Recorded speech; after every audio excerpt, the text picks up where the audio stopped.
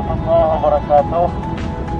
Kami dari Kepolisian Sektor Ureni menghimbau kepada seluruh warga masyarakat Kampung Ureni dan para nelayan yang maui unaun ataupun nenabung bukan agar selalu meningkatkan kewaspadaan karena sawitnya cuaca ekstrim, kadang hujan, kadang angin dan badai di pesisir pantai maupun di laut.